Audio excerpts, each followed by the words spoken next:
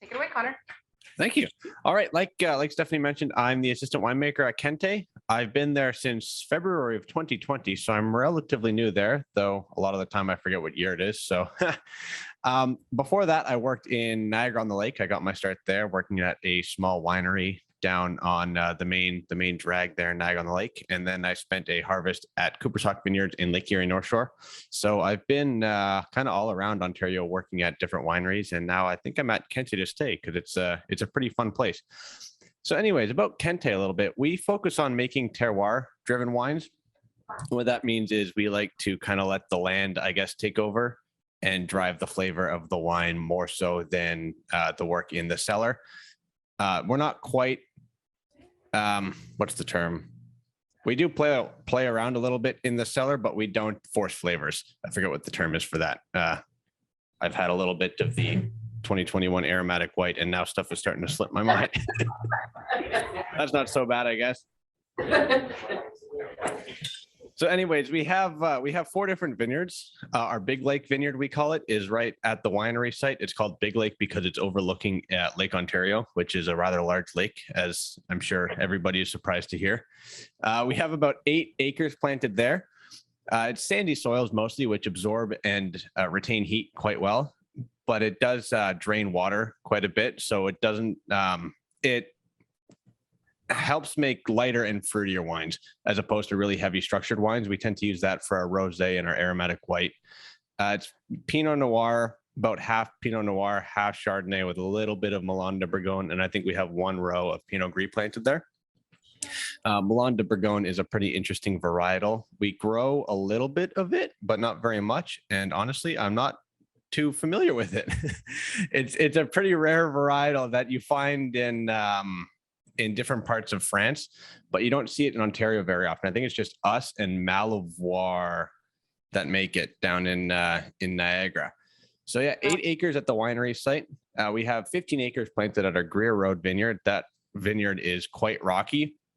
One of my sommelier friends walked through it and they said it was a lot like Bordeaux in France, just because of the soil. It just has so many rocks, which is a little bit different than the Burgundian soils. Burgundy is a little bit more, I don't actually know what Burgundy is like. I've never been there. I just hear what I'm told. But that soil, it's great for making very well-structured wines. Our Chardonnay from that site, our 2017 Greer Road Chardonnay is my favorite Chardonnay that I've ever had in my life. And I've had quite a bit of Chardonnay. The rocks in the soil are great at retaining heat, which is nice for lengthening up the growing season. It has had tile drainage installed on that site, which is our only site that has that. And so it drains water quite easily. And that one is planted with Pinot Noir, Chardonnay, Melon de Bourgogne. I think we have about an acre of Melon de Bourgogne there, and Pinot Gris. And so that is where we draw most of our Pinot Gris from. Our Clawson Road Vineyard, which is the first half of our Little Creek Vineyard. Little Creek is a split between Clawson and Benway, which is separated by about 100 yards of swamp between them. Clawson has very rocky clay soils, and about half the vineyard is south-facing slopes.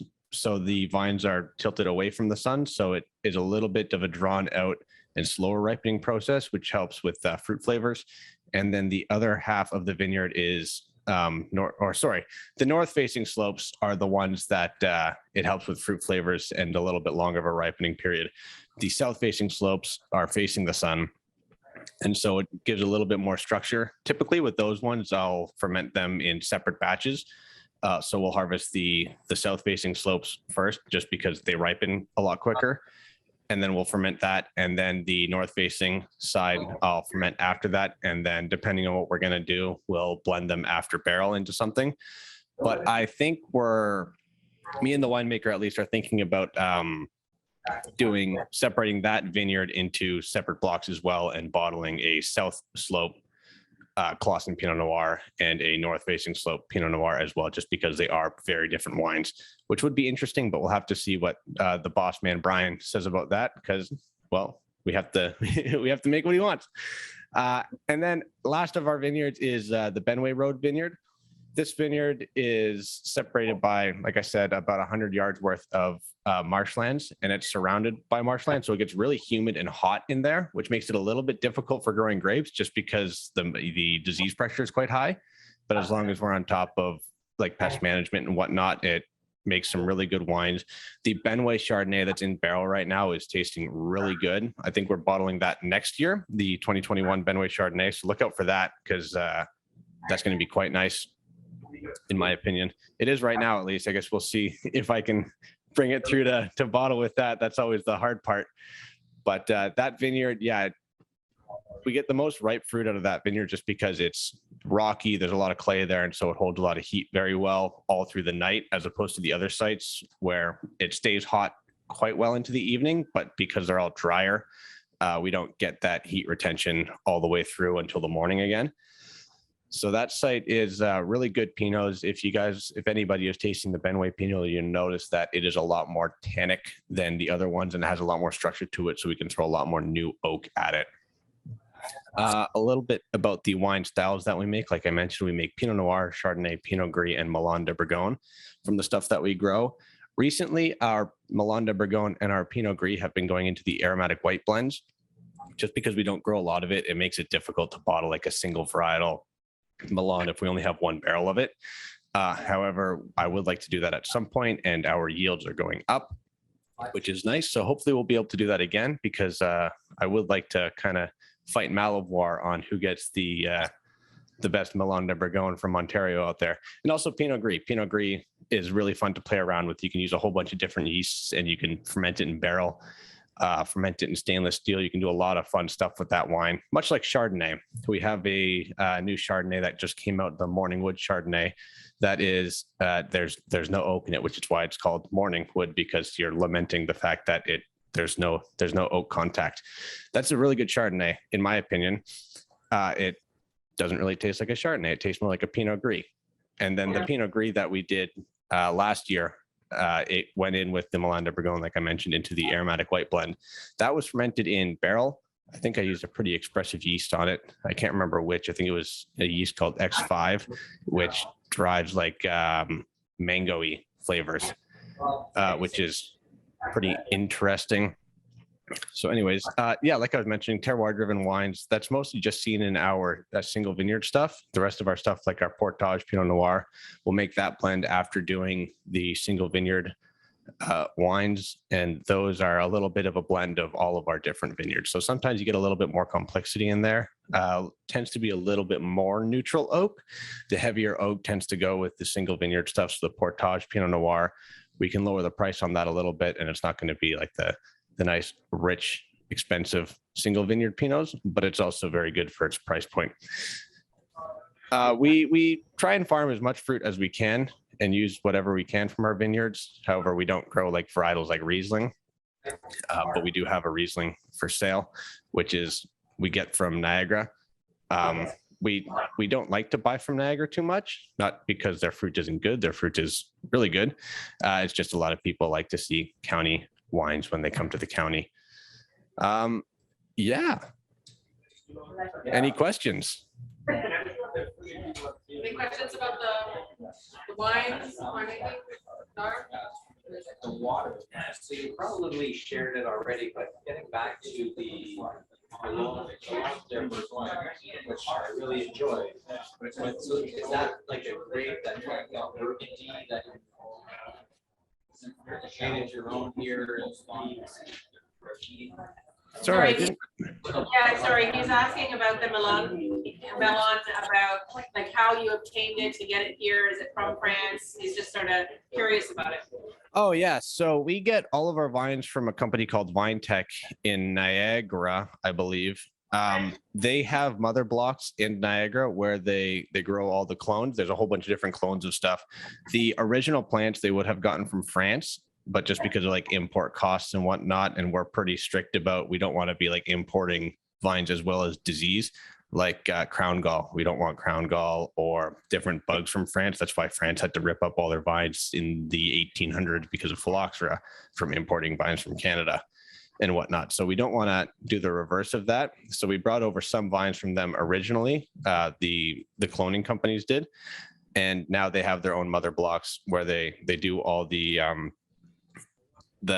cloning and the propagation of those in Niagara or in BC or wherever.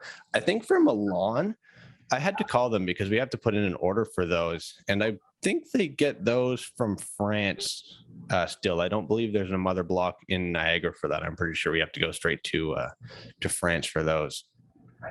I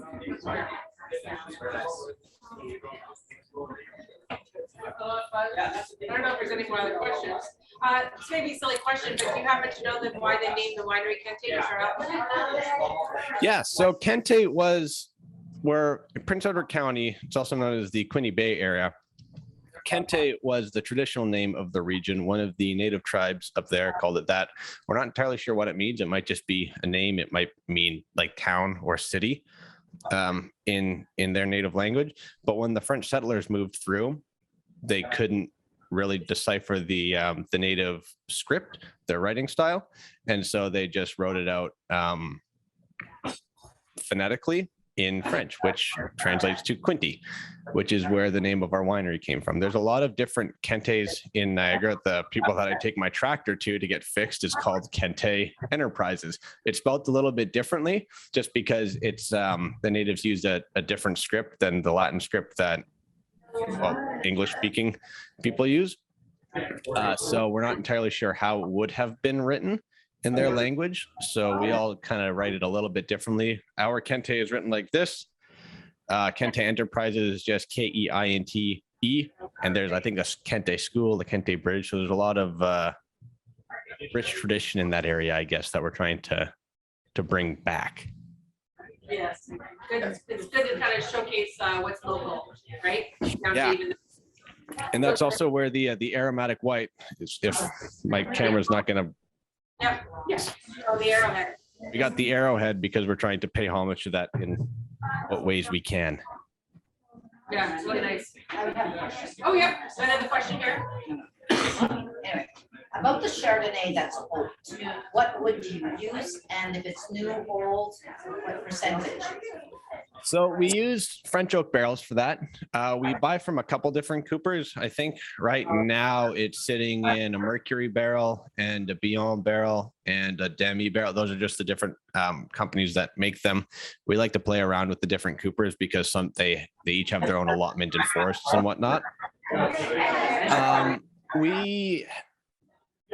It really depends on the Chardonnay. Our one winemaker back from before 2017, he liked new oak quite a bit. So that stuff was probably like 20% new oak. What we're doing right now, we use more puncheons, which is the big 500-liter barrels. So you get less direct oak contact per liter of the wine. So it's a lot softer of oak. And I think the Benway, at least that I have right now in barrel, is probably 25% new oak, and then the rest is second and third pass oak. So you don't have that real oaky flavor, but it does impart a lot more of the baking spices and kind of vanilla and caramelized flavors, as opposed to it tasting like Chateau 2x4. I'm glad I walked into Home Depot kind of Chardonnay. And then the Greer Road Chardonnay that's in barrel right now is all neutral oak. So we use a mix of different oaks for it. Thank you. Yeah. Very good. Oh, John's got one more. I think I may know the answer, but I don't know exactly what. Let me hear about that project. Which one? Do we order? Yes, so he was asking if there was, he doesn't have a loud voice. He was asking if any of the wines are available through the LCBO, and if not, can we order them directly to your home? We are not in the LCBO. As much as I love the LCBO for my own personal convenience, they like to take a massive cut of small winery profits, and so we can't afford to be in there, unfortunately. We used to be in the LCBO with some of our larger SKUs, but those are kind of phasing out right now. So at the moment, we're not available in the LCBO. You can order from home. I think it's a $25 flat rate for shipping. And so buy as many cases as you can, because it'll only be $25. And so you get a couple of friends or households can actually go together on one order. Yeah, exactly. There you go. Yeah, separate your 30 case order into That's some suggestive selling. I call you wine pusher. Okay, does anybody else have any questions? I would bring. Yes, no? All right, so I always like to conclude, all of these, tasting room Thursday events, with a little toast. You get something in your glass. I just want to say cheers to Connor for joining us tonight. Cheers to, Keint-he Winery for helping us providing the wine in our glass, and cheers to Ontario wine. Cheers. Cheers.